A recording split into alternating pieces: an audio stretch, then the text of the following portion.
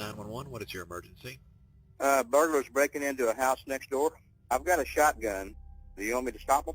Nope, don't do that. No property worth shooting somebody over, okay? They're breaking in right now. They're in their house. I'm watching them. What color is the house they're breaking into? It's a red brick right next to a two-story brick home, my home. All right. What's the guys look like? White, black, Hispanics? They're black, two of them. Two black males? What are they Yeah. wearing?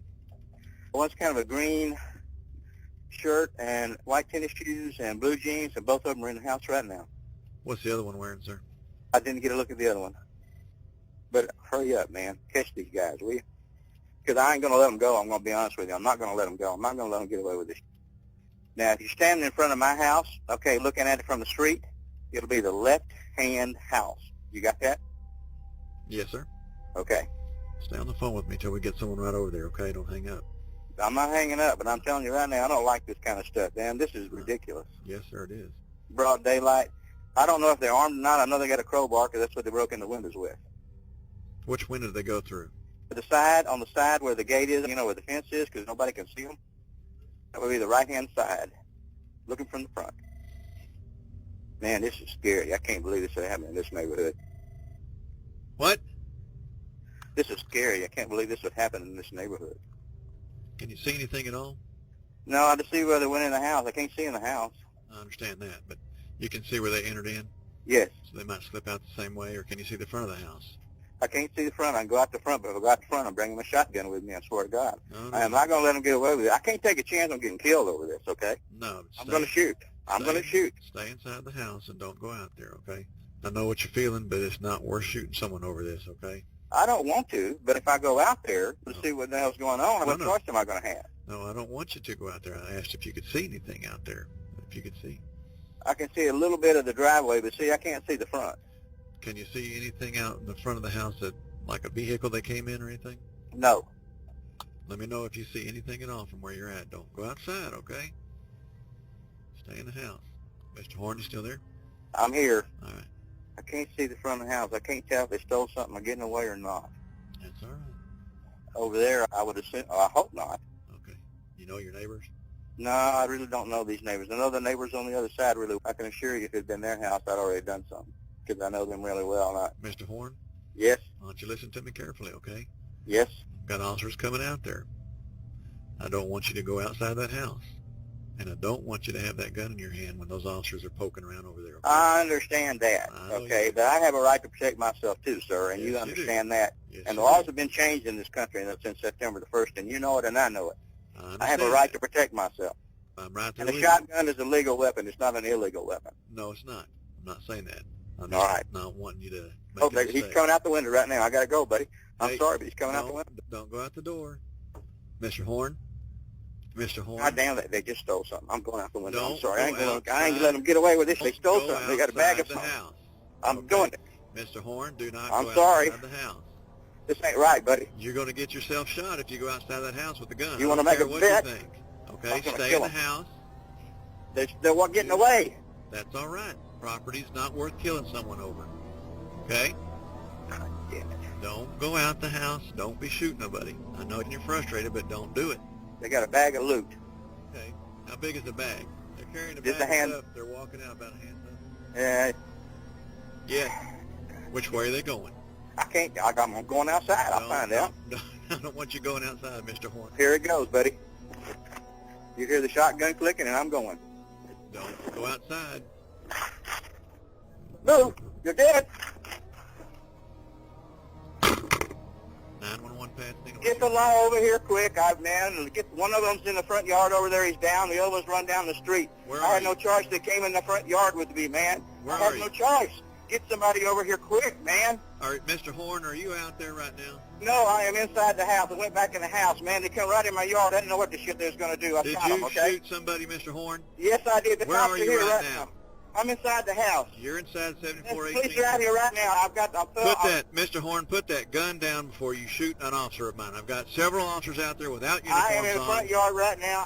Put that gun down. There's officers out there without uniforms on. Do not shoot anybody else. Do you understand me? I understand. I've got I police understand. officers out there that I do am not right out have in the front officers. yard waving my hand right now. You okay? don't have a gun with you, do you? No. You see a uniformed officer? Okay, lay down on the ground and don't do nothing else. No.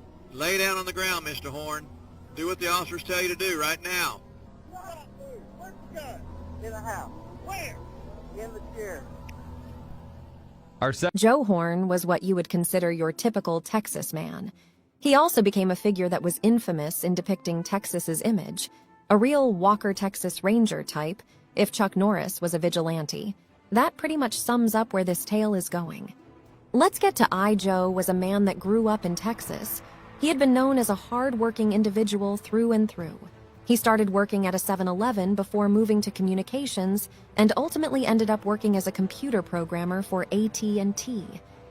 When Joe took his retirement early, he moved in with his daughter, Rhonda, who was in Kentucky until she was sadly widowed in 1998. Taking the opportunity to return to his roots, they all went back to Texas. Joe went back to work so his daughter could take care of the kids. That worked out perfectly until Rhonda would go on to remarry once more. Knowing she was close with her father, it wasn't a shock that when she tied the knot again, the couple invited Joe to live with her and her new husband once more.